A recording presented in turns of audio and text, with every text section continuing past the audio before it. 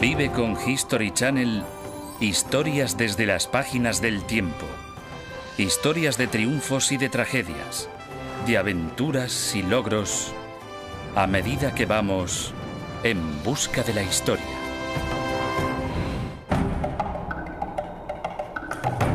...26 de noviembre de 1922... Valle de los Reyes, en Egipto.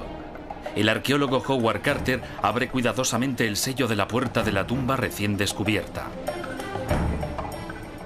En el interior, la luz de una vela muestra el descubrimiento arqueológico más increíble jamás encontrado. Este sorprendente hallazgo resucitará al largamente olvidado rey Tutankamón, lo que despertará de nuevo en el siglo XX el interés por la magia y el misticismo de esta antigua civilización. Únanse a nosotros en nuestra búsqueda por la historia para desvelar el misterio de Tutankamón.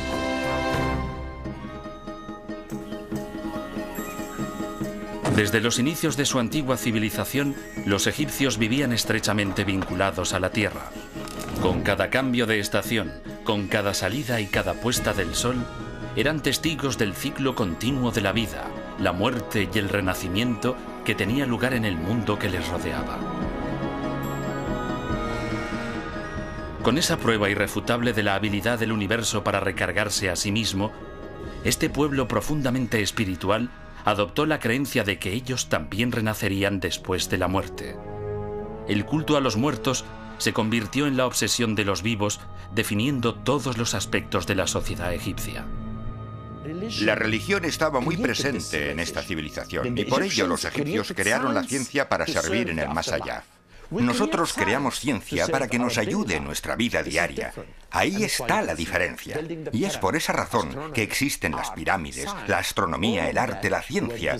Todo eso fue diseñado por los egipcios para servir a la religión, para servir en la otra vida. Los egipcios creían que el corazón de los difuntos se pesaba con la pluma de Maat, la diosa de la verdad. Si el corazón pesaba demasiado, un monstruo lo destruía rápidamente. Pero si la balanza se equilibraba, el espíritu quedaba libre para vagar por la tierra. En lugar de imaginar que tras la muerte su espíritu, su alma o lo que fuera se marchaba a algún tipo de paraíso, los egipcios se imaginaban viviendo en este mundo en forma de espíritu, lo que significaba librarse de todas las penalidades asociadas con el cuerpo humano, como la enfermedad, el hambre o cualquier otra. Las tumbas de los egipcios proporcionaban al espíritu o el Ka de los muertos un lugar donde descansar cada noche y también donde almacenar los objetos que necesitaban para sobrevivir en el otro mundo. Su contenido reflejaba la posición y la riqueza de su propietario y no se escatimaban gastos a la hora de equiparla para el más allá. Los egipcios no se preocupaban por sus casas. Vivían en una casa 40 o 50 años, pero vivirían dentro de una tumba durante miles y miles de años. Las tumbas más impresionantes pertenecen a los grandes faraones de Egipto, incluidas las pirámides de los reyes de las primeras dinastías.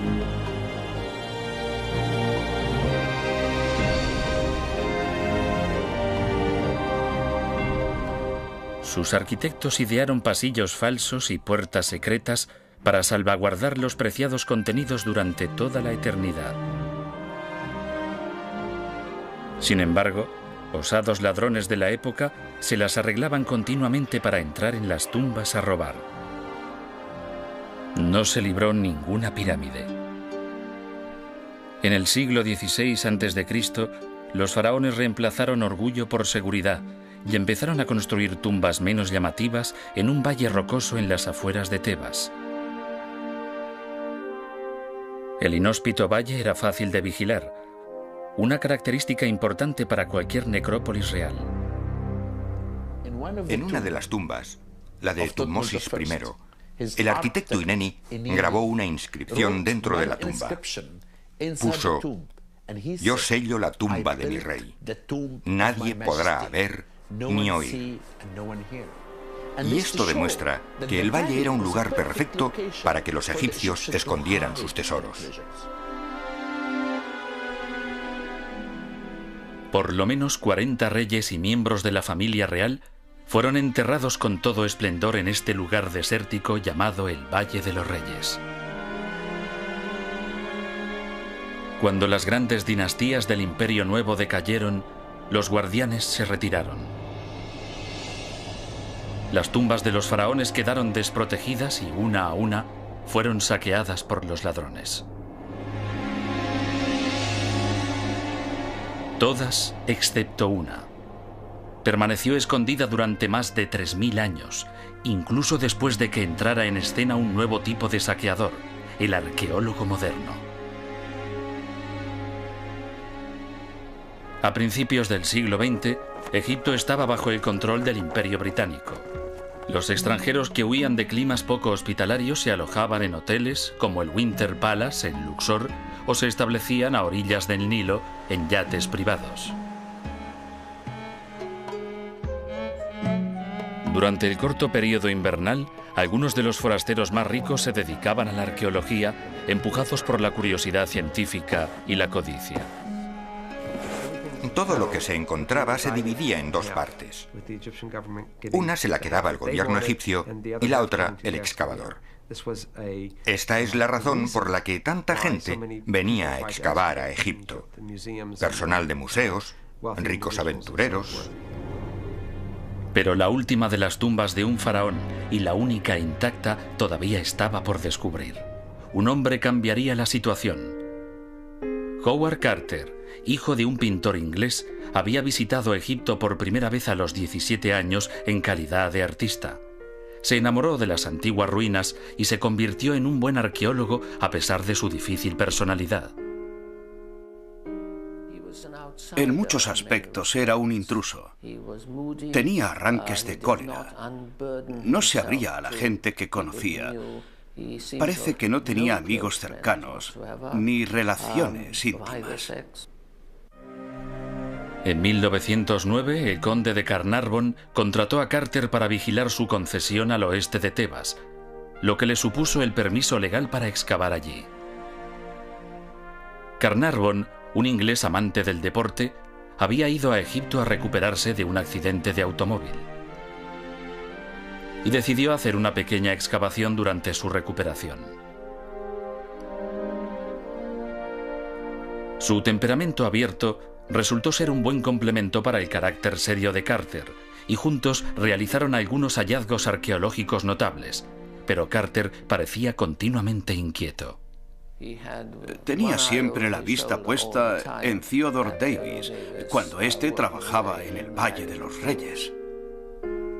En 1906, un millonario americano llamado Theodore Davis había encontrado un pequeño vaso esmaltado de color azul en la tumba del valle que llevaba una inscripción con el nombre Tutankamón. Al año siguiente se encontraron en un agujero poco profundo algunos paquetes que contenían jarras con la misma inscripción. Tutankamón no era nadie en aquellos días. Se conocía la existencia de un rey con ese nombre. Había unos pocos monumentos con su nombre inscrito en ellos. De hecho, se pensaba que había llegado muy viejo al trono, porque reinó durante muy poco tiempo. La imagen de un faraón difícil de encontrar sedujo a Carter. En 1914, a petición suya, Lord Carnarvon consiguió la concesión del Valle de los Reyes. Carter tenía ahora permiso legal para excavar allí. Los arqueólogos más reconocidos creían que la mina se había agotado, que no quedaba nada por descubrir. Pero Carter estaba decidido. Sentía que algo le estaba esperando tras las rocas y la suciedad de ese valle histórico. A principios del siglo XX, la Primera Guerra Mundial acabó con el sueño de muchos hombres. El arqueólogo británico Howard Carter tuvo que esperar hasta 1917 antes de poder empezar la búsqueda de una tumba faraónica en el Valle de los Reyes en Egipto. Carter se propuso explorar metódicamente cada rincón de la necrópolis asolada por el tiempo. Cientos de trabajadores empezaron a sacar piedras y suciedad. El valle estaba lleno de escombros. por lo que trabajó sistemáticamente en las diferentes partes del mismo, sacando las piedras, porque solo así podía estar seguro de que no existía ninguna otra entrada a una tumba. Mientras Carter continuaba trabajando, algunos expertos empezaron a reunir todas las piezas procedentes de excavaciones de todo Egipto, aportando nuevos datos sobre el faraón misterioso, Tutankamón, que creían que estaba enterrado en algún lugar bajo la piedra caliza de las colinas. La época del rey Tutankamón fue una edad dorada para Egipto. Fue una época en la que Luxor y Tebas eran ciudades que controlaban todo el mundo. Egipto era rico y se traían turquesas del Sinaí, plata de Oriente y oro del sur. Tutankamón nació en esta próspera civilización a mediados del siglo XIV a.C., mientras que un tumulto se formaba en las aguas del Nilo.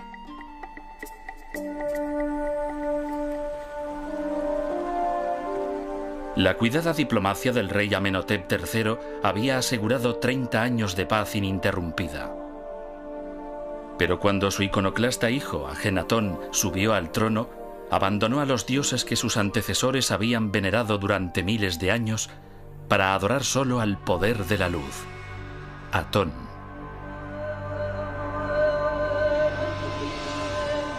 Clausuró los antiguos templos de Tebas, provocando el enfurecimiento del poderoso clero de Amón, y se trasladó a una nueva capital dedicada a su dios Atón.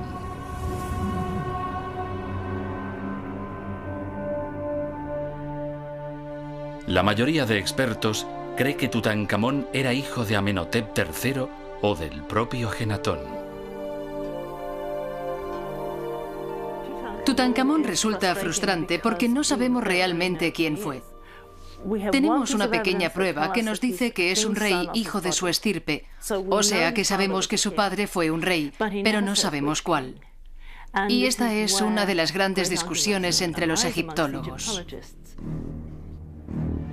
El príncipe Tutankamón seguramente fue educado en los nuevos palacios de la nueva capital.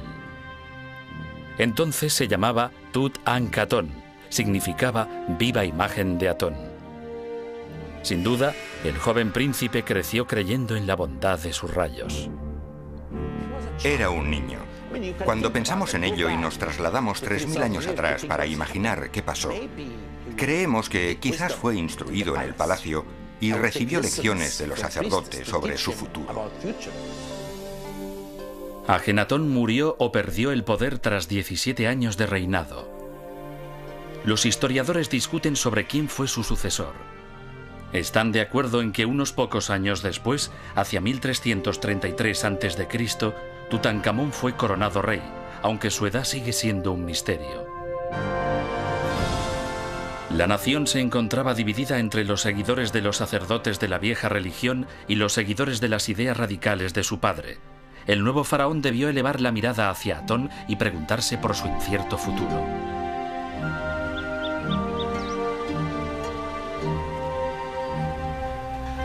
En la primavera de 1922, Howard Carter llevaba trabajando 5 largos años bajo el intenso sol del desierto, moviendo piedra tras piedra sin resultados. Su benefactor, Lord Carnarvon, quería abandonar la búsqueda de la tumba de un faraón, pero Carter le imploró un año más. Carter tenía puesto el ojo en una pequeña área donde aún no había trabajado, pero en la que estaba interesado. Era una zona que se encontraba delante de la tumba del rey Rameses VI. Se situaba en medio de la ruta que los visitantes tomaban para entrar en el valle, y por lo tanto era un lugar difícil para excavar.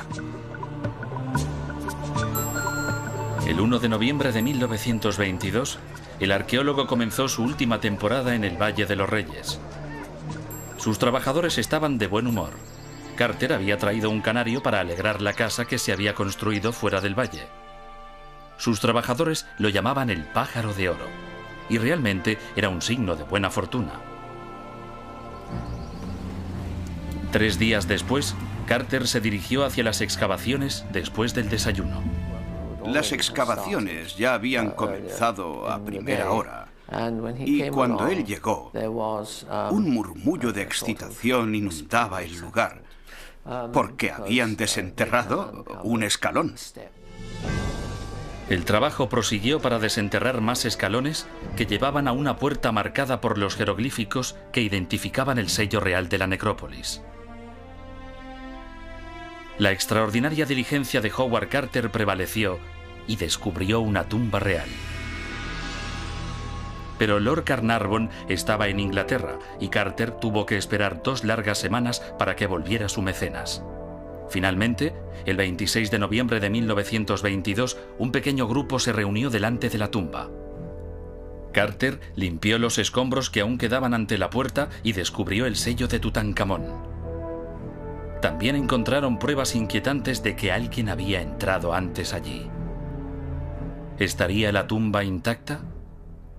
¿O los ladrones la habrían saqueado tiempo atrás?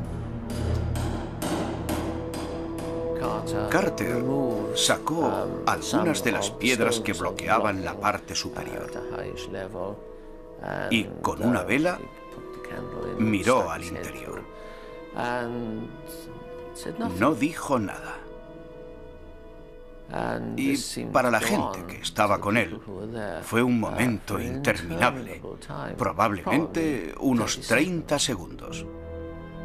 Impaciente, Lord Carnarvon finalmente preguntó: ¿qué es lo que ves? Y Carter pronunció su famosa frase: cosas maravillosas. Su vela iluminó el tesoro de oro del más valioso hallazgo arqueológico de la historia. En ese decisivo día de noviembre de 1922, el arqueólogo Howard Carter realizó su sueño: descubrir una tumba en el Valle de los Reyes que pertenecía a un faraón poco conocido, Tutankamón. A medida que mis ojos se acostumbraban a la luz, detalles de la habitación emergían lentamente de entre las tinieblas. Animales extraños, estatuas y oro, por todos lados el brillo del oro. Me quedé mudo de asombro. El pequeño grupo se las arregló para entrar por la abertura y recorrer la antecámara de la tumba. Para Carter, fue el momento que había esperado toda la vida. Los objetos religiosos y los tesoros de un antiguo rey yacían a sus pies. Para decirlo de una forma coloquial, Carter debió sentirse inmerso en oro. Creo que estaba maravillado. Ningún arqueólogo en Egipto se había encontrado jamás con una colección tan notable de objetos. Y por supuesto, eso solo era el principio, el preludio de lo que quedaba por ver. El tiempo parecía haberse detenido en esa pequeña sala. Había un gran desorden. En una esquina, un carro desmontado. En otra pared se apilaban grandes objetos rituales. 2 estatuas a tamaño real, seguramente del rey, se miraban una a la otra como centinelas de otra época. Quedaba bastante claro que los ladrones habían entrado en la tumba y habían llevado a cabo un pequeño saqueo.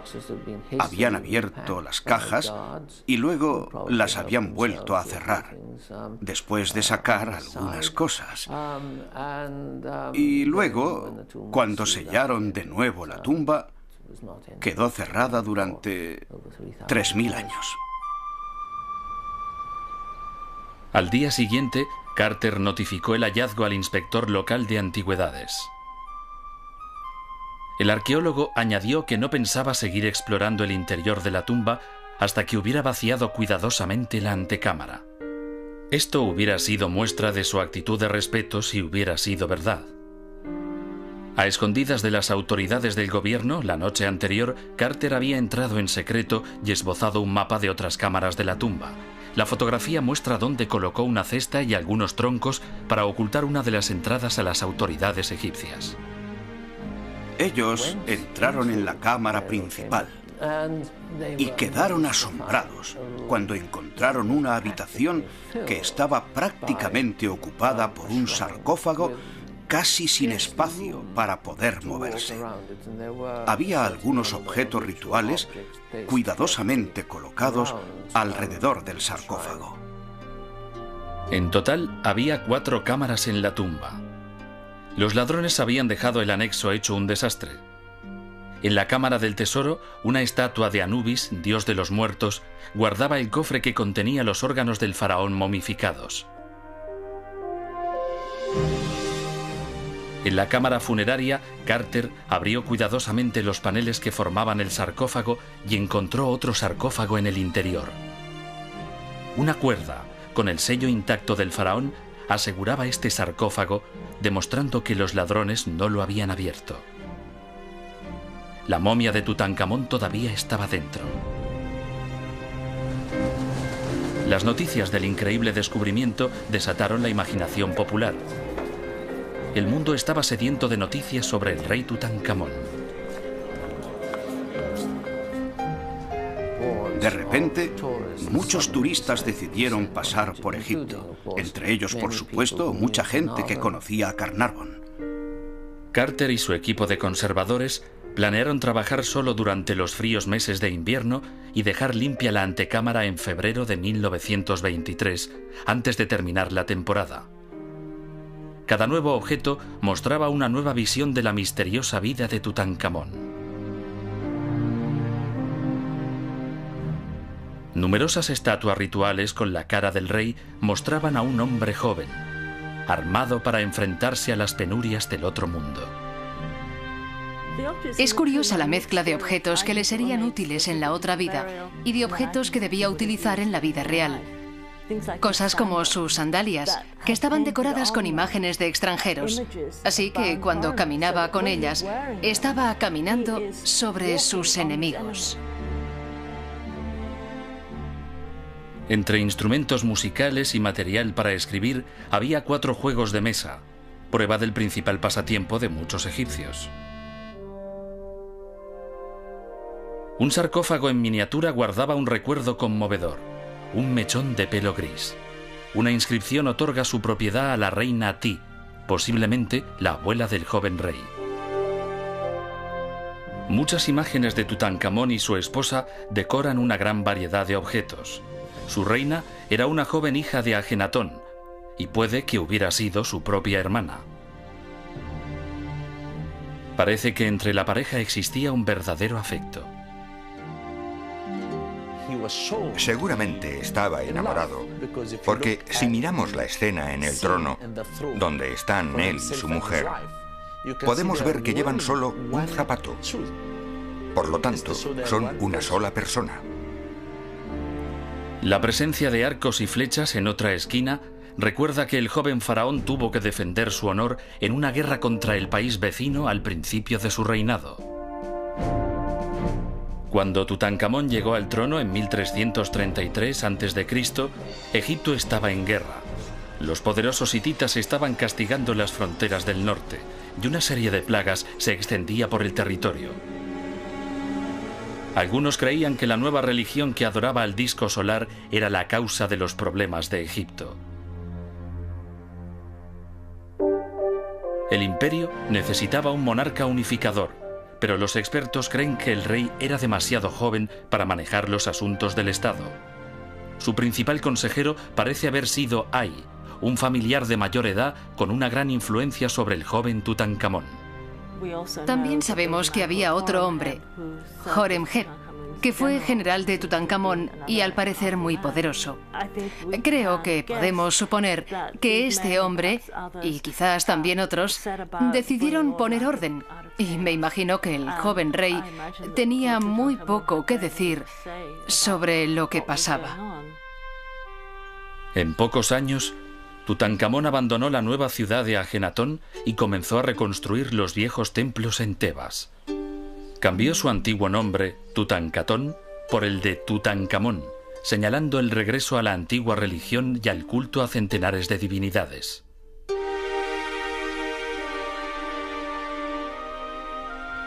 En el 8º año de su reinado, todas las esperanzas de Tutankamón se desvanecieron cuando el joven rey murió.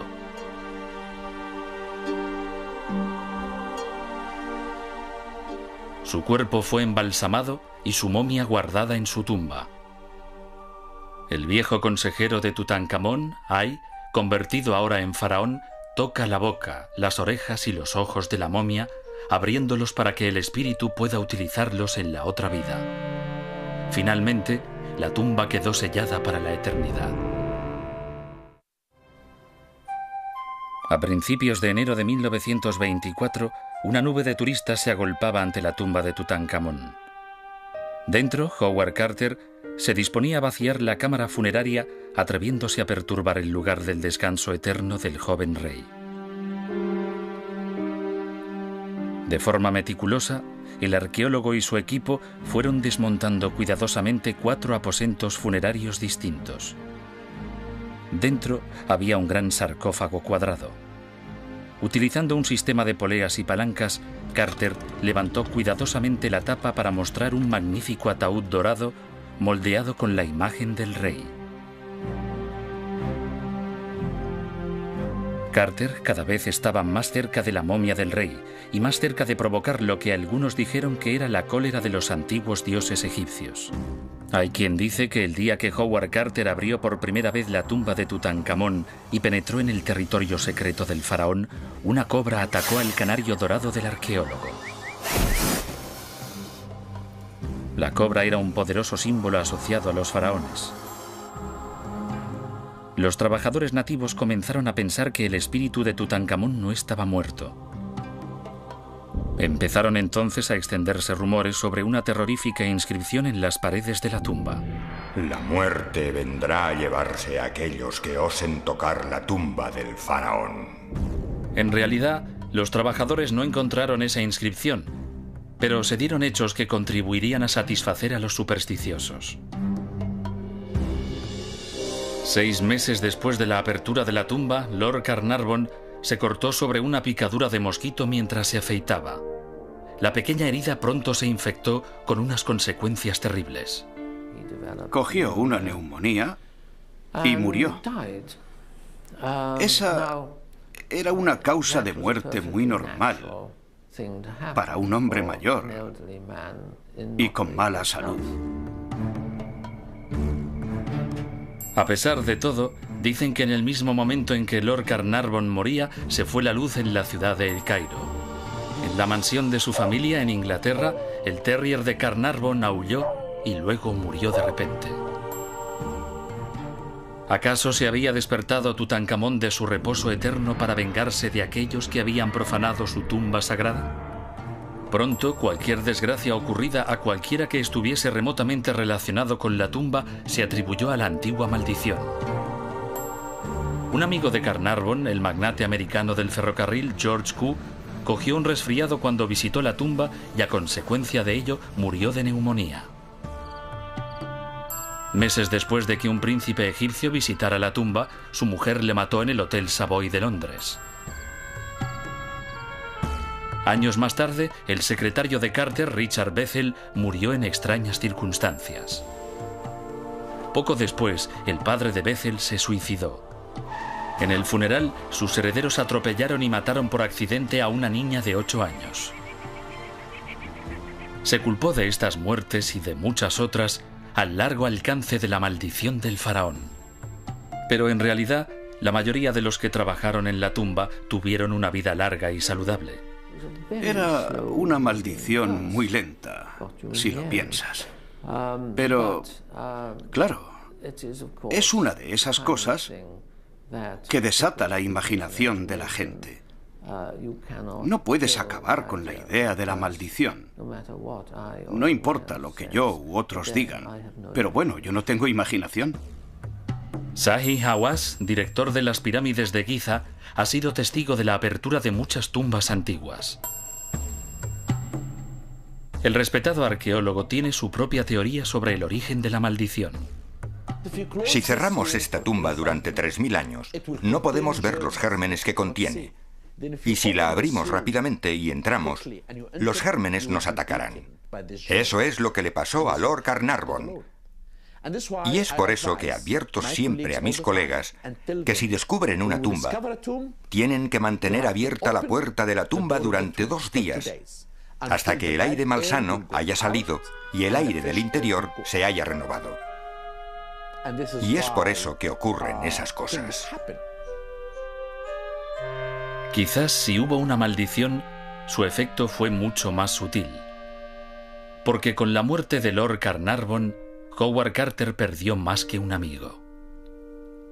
Cuando Carnarvon murió, Carter perdió su principal punto de apoyo.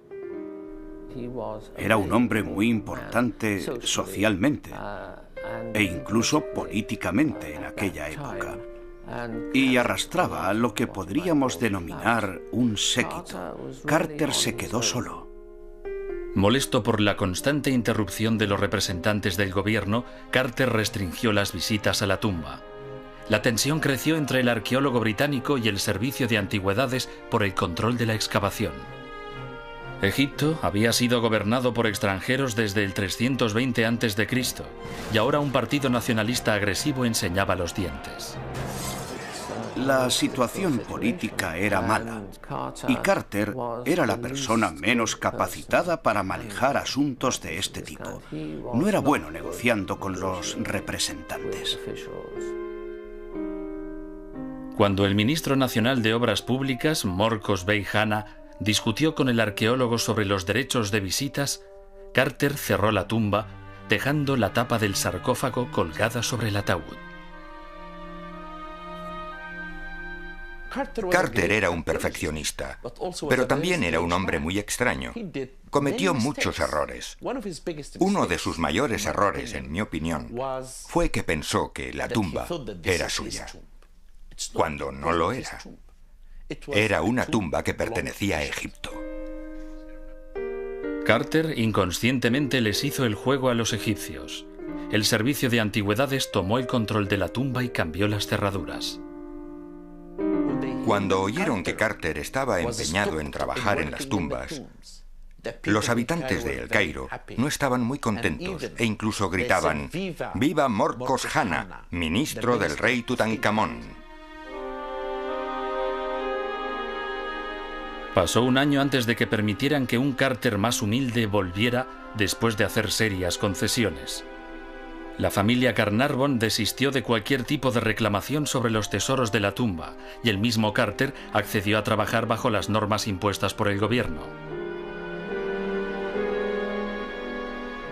En octubre de 1925, Carter finalmente destapó el ataúd y encontró otro dentro.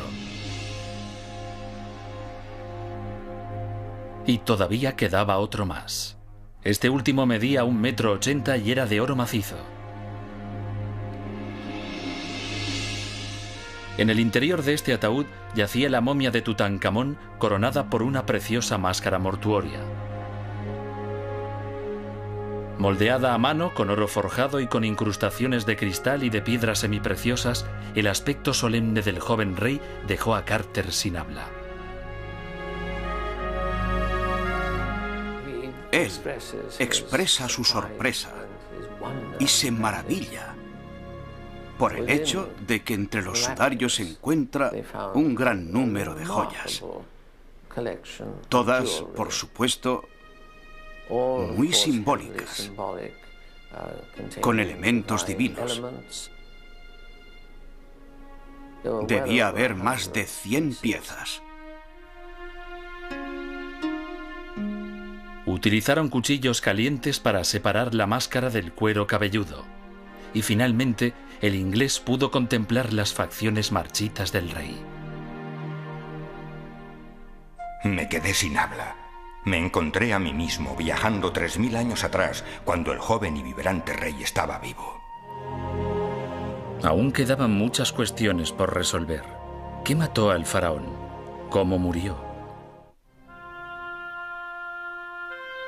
En noviembre de 1925, doctores y arqueólogos se reunieron para realizar la autopsia al cuerpo del rey Tutankamón. Los restos estaban en condiciones lastimosas por culpa de algún tipo de combustión química que había reducido alguno de los sudarios a polvo. La piel, en su mayor parte, estaba mal conservada, en algunos puntos resquebrajada. Los dedos de la mano y del pie habían sido envueltos uno a uno y sus brazos cruzados ocultaban una herida de 7 centímetros a la izquierda de su abdomen. Estudios de su estructura ósea llevaron a los expertos a pensar que el rey debía tener 18 años cuando murió. Si eso era verdad, tenía que ser un niño con 9 años cuando ocupó el trono. Eso planteaba cuestiones interesantes.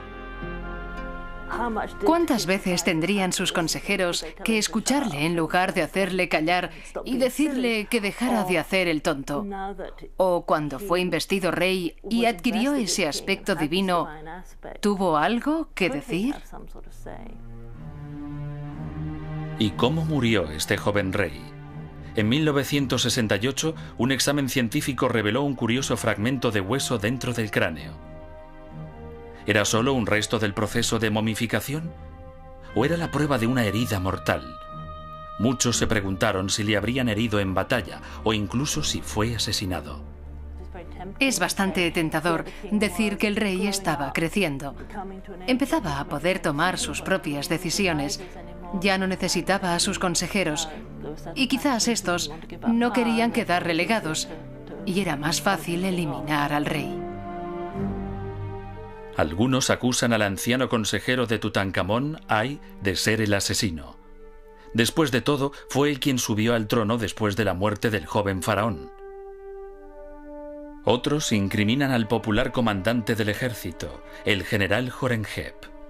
Un experto afirma que la auténtica prueba se encuentra en una carta que la desesperada viuda de Tutankamón escribió a los enemigos mortales de Egipto, los hititas, pidiéndoles que le enviaran a un joven príncipe para poder casarse.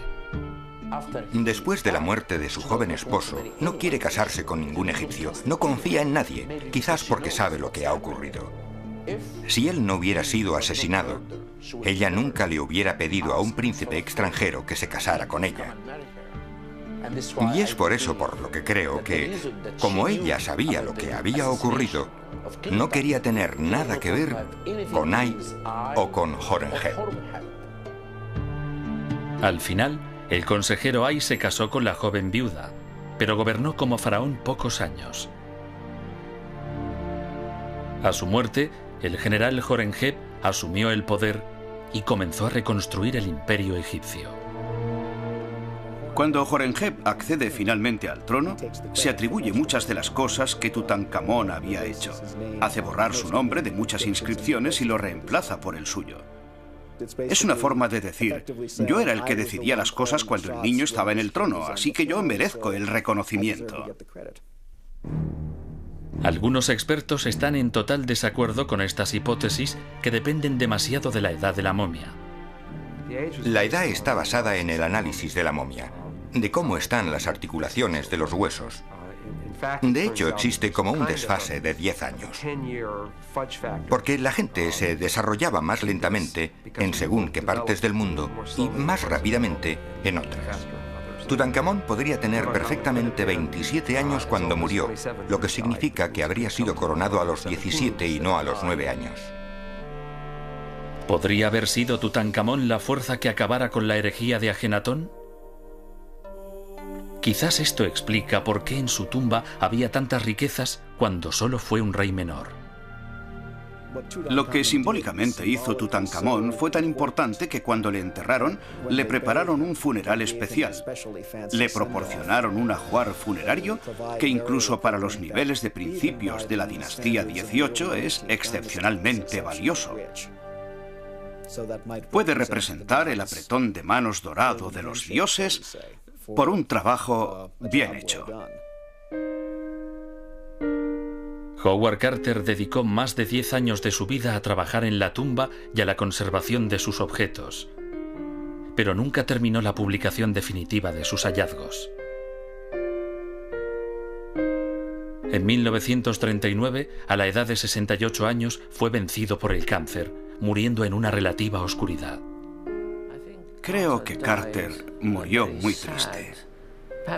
Aunque había realizado uno de los mayores descubrimientos arqueológicos, aunque no el más importante de la historia, se convirtió en una carga para él.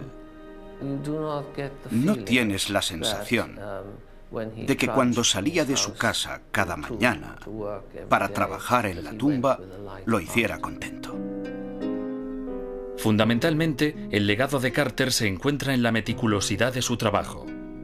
Los más de 5.000 objetos que extrajo de la tumba de Tutankamón atraen a cientos de miles de visitantes al Museo de El Cairo cada año. ¿Por qué debemos dar fe de Carter? Porque insistió en encontrar la tumba. La arqueología no es en busca del arca perdida. No es Indiana Jones que busca los tesoros así. Si quieres ser un buen arqueólogo, tienes que ser paciente, y eso es lo que hizo Carter. Quizás la gran ironía sea que a pesar de todos estos tesoros, queden tantas preguntas por responder. Hasta ahora, la vida de Tutankamón sigue siendo un misterio. Howard Carter dijo de él: las sombras se mueven, pero la oscuridad nunca inspira nada. La momia de Tutankamón permanece en su cámara funeraria original, el ataúd dorado, el único esplendor que queda en su tumba.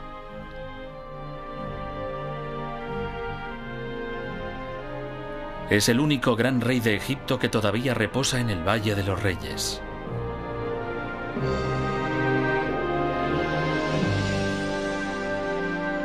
Insignificante en vida, olvidado tras su muerte durante muchísimo tiempo, el rey Tutankamón reina ahora sobre la imaginación de millones de personas como otro ejemplo de las maravillas que nos esperan siempre que vamos en busca de la historia.